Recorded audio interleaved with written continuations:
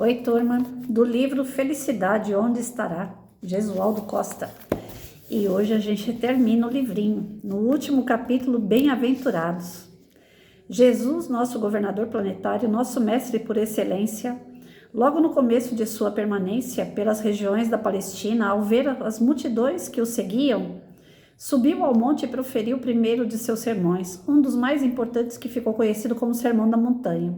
No Sermão da Montanha, que começa no capítulo 5 de Mateus e termina no capítulo 7, Jesus nos lega o maior ensinamento de ordem moral que se conhece. E Kardec se utilizou desse sermão para nos deixar o Evangelho segundo o Espiritismo, que se transformou no nosso manual de primeiros socorros espiritual. Os ensinamentos de que necessitamos para adentrarmos a vida futura de modo feliz, se praticarmos o que ali nos é ensinado. Todavia, observei que se praticarmos aqueles preceitos, não precisaremos aguardar a vida futura para experimentarmos a felicidade. Seremos felizes na medida em que praticarmos as regras de conduta que Jesus nos mostrou no conhecido Sermão da Montanha. O meigo Rabboni, da Galileia, inicia o sermão falando-nos de algumas condições espirituais que precisamos alcançar para sermos bem-aventurados, felizes. E na sequência da sua oratória divina, ele nos explica qual procedimento devemos ter para alcançarmos essas condições. São 7 as condições impostas para sermos felizes de verdade: os humildes de espírito, os mansos, os que choram, os que têm fome e sede de justiça, os misericordiosos, os de corações puros, os pacificadores. Se perseverarmos até o fim, seremos merecedores do reino dos céus.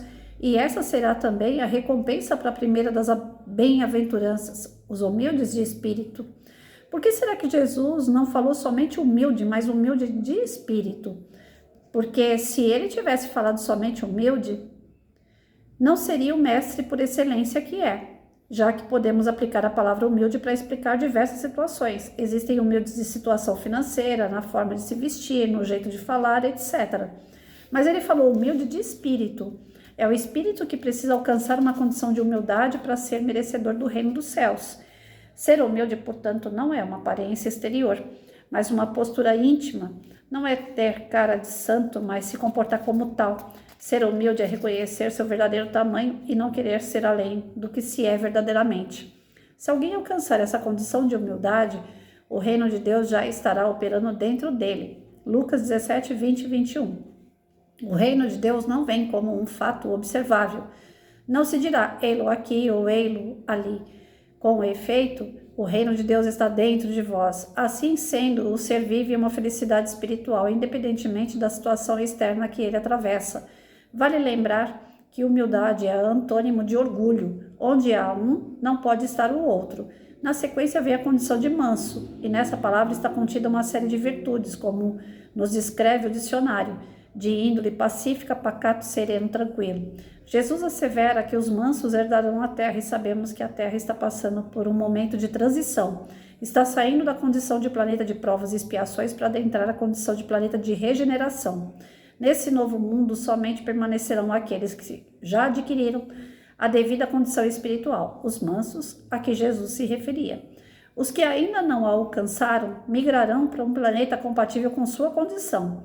As características de um planeta se medem pelas características morais dos seus habitantes. Por isso, devemos nos esforçar para sermos merecedores da herança que Jesus nos prometeu. Bem-aventurados ou felizes aqueles que choram, os aflitos, porque serão consolados. Ah, meus irmãos, ter consolação é ver seus sofrimentos terminados, é deixar para trás os padecimentos e experimentar a bonança depois da tempestade. Mas será que todos os que choram, todos os que passam por aflições, receberão o mesmo galardão? Certamente que não. Porquanto aqueles que blasfemam, se revoltam e não aceitam seus sofrimentos, comprometem-se ainda mais com as leis divinas, além de dificultarem ainda mais a atual condição. O momento fica mais doloroso. A bem-aventurança da consolação se enquadra aqueles que enfrentam as vicissitudes da vida com resignação, confiança e prece. Ser resignado é compreender a própria dor para que ela não nos deixe revoltados, porém, não há resignação sem compreensão. É preciso compreender o momento de angústia e sofrimento pelo qual estamos passando para podermos ser resignados. Isso acontece quando sabemos que as leis de Deus são justas e que ninguém passa por aquilo que não merece. Assim sendo, ficamos mais tranquilos, por sabermos que estamos resgatando o que devemos. Para isso, devemos ter convicção de que somos de ontem e não nos lembramos, mas temos a esperança e a fé raciocinada na vida futura.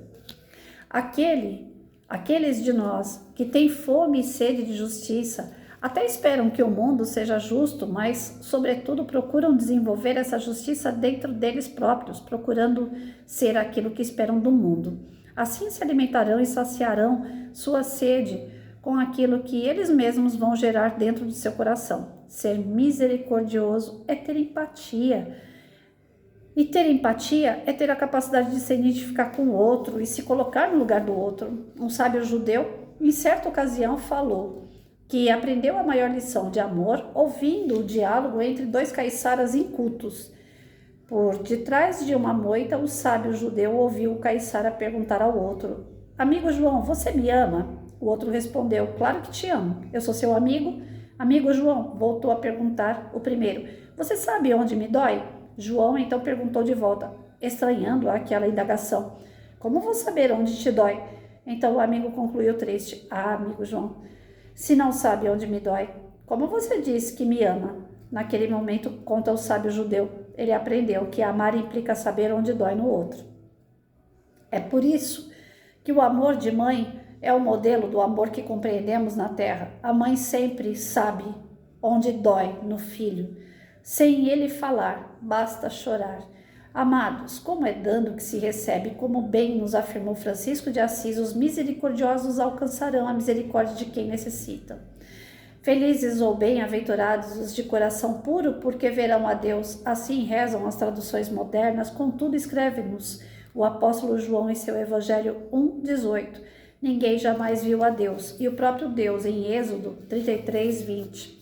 Quando se dirige a Moisés: Não podes ver a minha face, porque o humano não é capaz de me ver e continuar em vida. Se o homem pudesse ver a face de Deus, ficaria deslumbrado e nem saberia definir o que estaria vendo.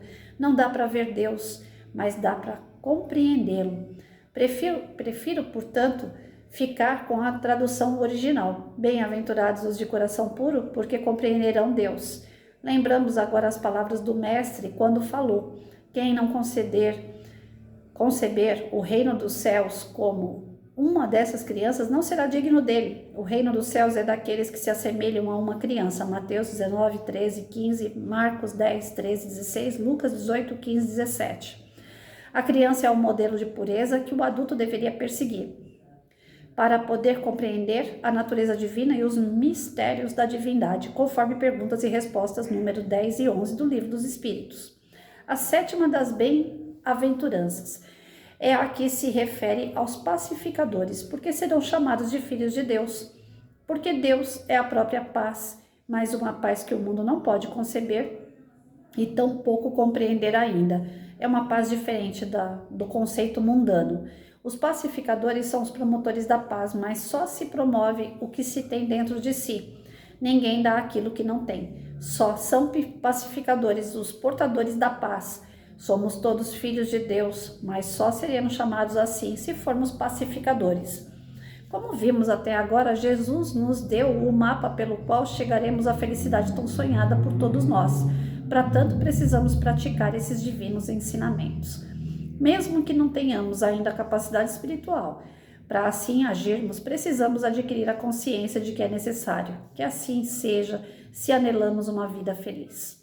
Desse modo, sendo essa a nossa inspiração, precisamos ter princípios como alvos a serem alcançados.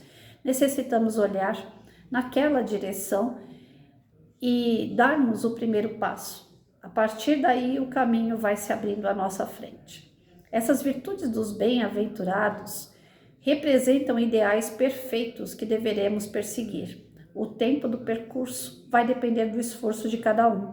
Porém, isso importa pouco, porque o percurso é o mais importante que a chegada, e temos a eternidade para alcançarmos. O importante é que aprenderemos muito pelo caminho. Amados, tomemos posse do arado, da evolução que nos levará à verdadeira felicidade, e não olhemos para trás, sigamos sempre em frente, na certeza de que o universo conspira a nosso favor.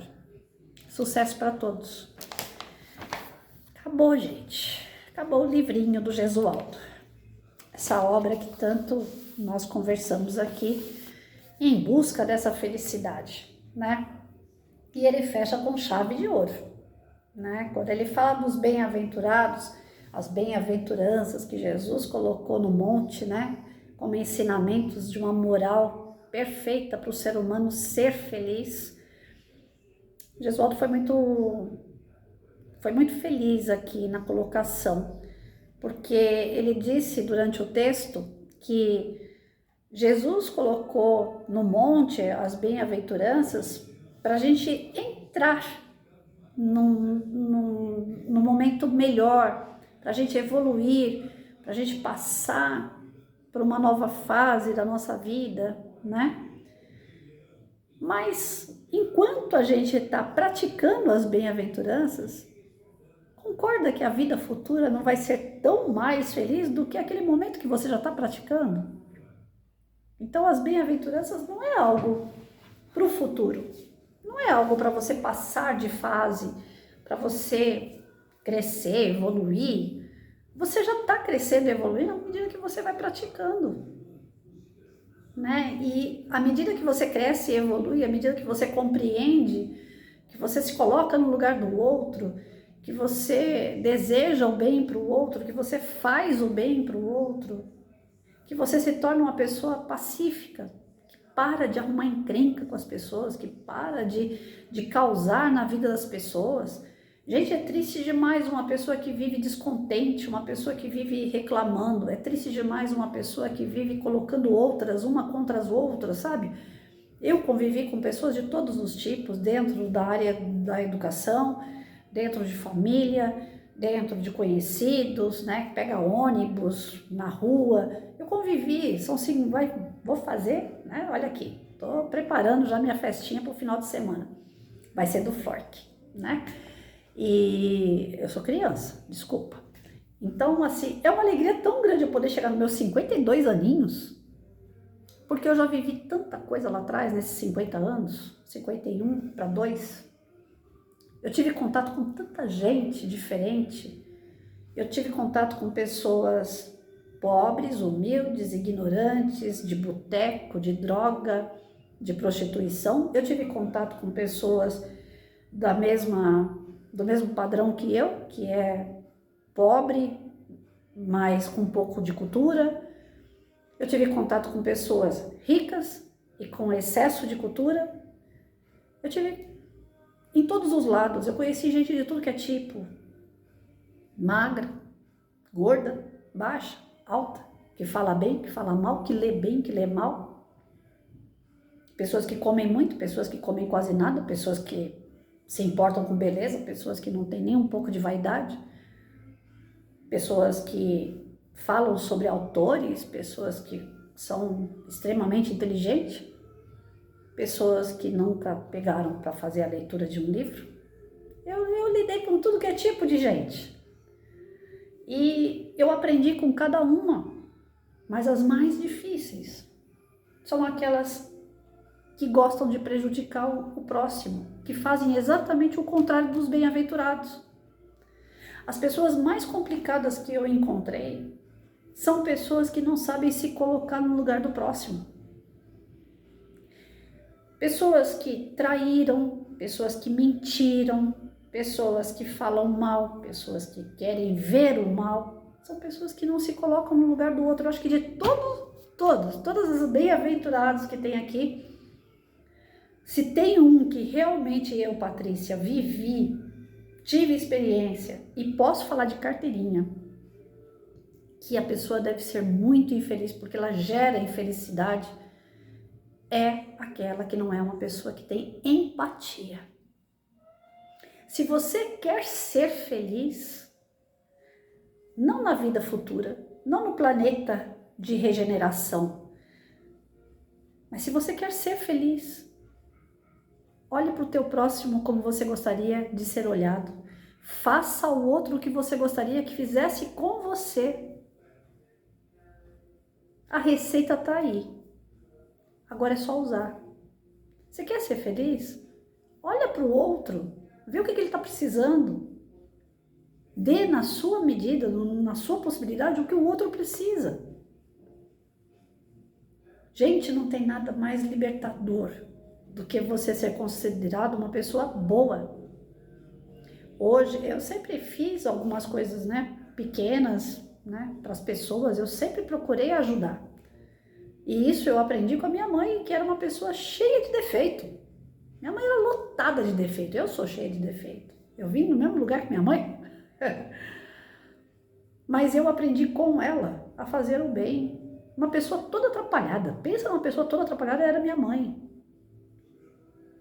Mas não tinha um ser que passasse na porta de casa, que não precisasse de falar, de ouvir, de dinheiro, de comida, que minha mãe não se colocasse no lugar daquele indivíduo e ela ajudava.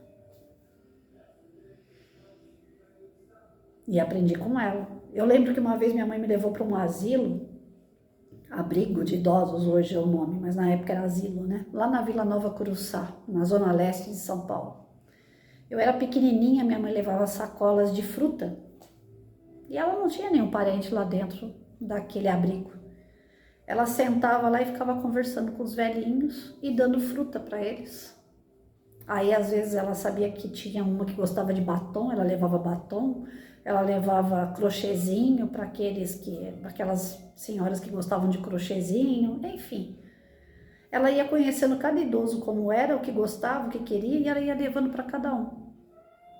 E sentava e conversava com cada um. E eu era pequenininha, eu ficava encarregada de carregar as frutas, de dar as frutas para aqueles idosos, né? Passavam a mão na minha cabeça, chacoalhavam a minha cabeça. Eu era gordinha, como sempre fui. Eles pegavam nas minhas banhas, apertavam minhas banhas. Eram meus avós de coração. E adivinha o que eu fiz quando eu cresci? Eu fui trabalhar com alunos numa sala de aula e fiz projetos com estes alunos para levar alegria para os idosos. A gente apresentava dança, música, teatro.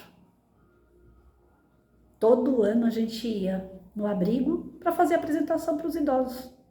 Da onde que a Patrícia tirou isso? Das atitudes boas que minha mãe tinha.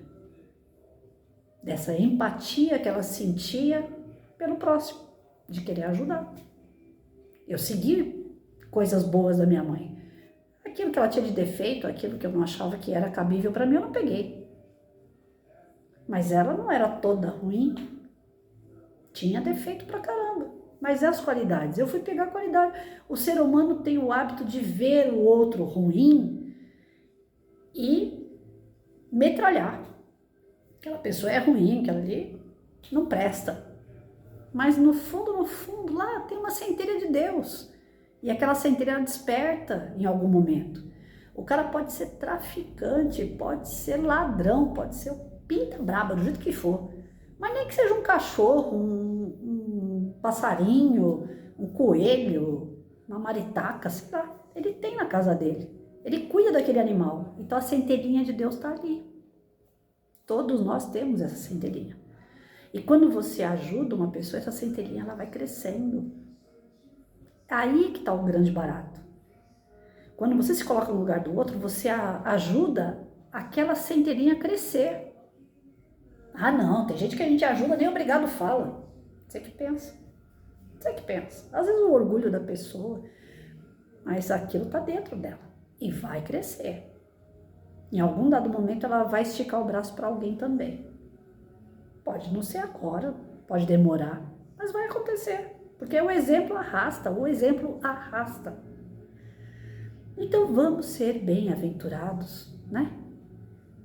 Mas dentro dessas bem-aventuranças, como eu falei, a mais importante de todas, porque eu acho que todas estão nela, é a empatia. Fazer ao outro o que gostaria que fizesse com você. Toda vez que você faz o outro o que gostaria que fizesse com você, o outro fica feliz. E se ele fica feliz, você também fica. Você não precisa esperar passar a encarnação inteira para chegar no plano espiritual e falar, e aí, o que eu vou receber? Porque você já recebeu na Terra. Muitas vezes que eu ganhei concurso, né, de professora de destaque, alguma coisa assim, eu sabia que aquilo ali era só naquele momento, mas eu já estava ganhando a minha paga. Eu trabalhei e eu fui homenageada, fui valorizada, pronto. Não adianta eu querer chegar lá do outro lado, né? Ou quando o planeta se tornar de regeneração, ir lá prestar conta e falar, olha, eu fui uma boa professora, viu? Eu ganhei concurso, inclusive. Nossa, eu subi no palco, eu ganhei troféu, eu ganhei prêmio. Tá, você já ganhou, minha filha. Já foi. Você acha que isso aí era passaporte para você chegar até aqui? E as outras coisas que tinha que ter feito e você não fez? Você ficou só nisso aí? Não, as pessoas param no tempo porque acham que fazer o bem é só aquilo ali. Ah, não, eu vou dar uma cesta básica para uma família todo mês. Pronto. É só isso aí. Só que aí maltrata o marido, maltrata o filho, maltrata o vizinho, não cumprimenta as pessoas, maltrata o empregado ou o empregador. Mas ela está dando uma cesta básica todo mês. É um ensaio de fazer caridade, de fazer o bem, é um ensaio, é um exercício. Mas você faz um aqui e metralha 10 lá, o que adianta? O André Luiz, ele quando chegou no umbral, ele só foi socorrido porque tinha uma senhora fazendo prece verdadeiramente para ele. E era uma senhora, vocês devem ter assistido o Nosso Lar, ou lido a obra. Ele atendia essa senhora com caras e bocas, gratuito, porque ela não tinha condições de pagar, então ele não gostava de atender ela, porque era gratuito, mas era uma caridade do André Luiz, era um exercício para o bem. E de tanto ele atender essa senhora e ela ficar melhor de saúde, quando ele morreu foi essa senhora, que ele atendia rangendo os dentes, que fez oração e salvou ele do umbral. Pensa o poder que nós temos quando a gente faz o bem. Mas não é um poder para o próximo, é um poder para nós mesmos, para a gente ficar legal depois. Só que Jesus, quando ensinou as bem-aventuranças, ele falava, gente, isso daqui é tudo para construir a vida futura. E o Gesualdo foi mais pontual, ele falou, não, a partir do momento que você começa a praticar isso daqui, você começa a entender essas bem-aventuranças, você já é feliz. Você não precisa chegar lá na frente, é agora. Então, vale a pena vocês adquirirem o livro, né? Tem muita coisa que eu pulo, eu não pego, né? Eu sou imperfeita. Então, eu acho que é interessante as pessoas adquirirem a obra, estudar ela de verdade, ler novamente, né? Compreender as palavras, buscar entendimento, porque é uma obra simples, de fácil compreensão, mas que reeduca, principalmente a gente que tá velhinho, né? Reeduca o nosso espírito, para que a gente possa ser uma pessoa do bem, uma pessoa melhor, e sendo uma pessoa melhor, uma pessoa feliz, né?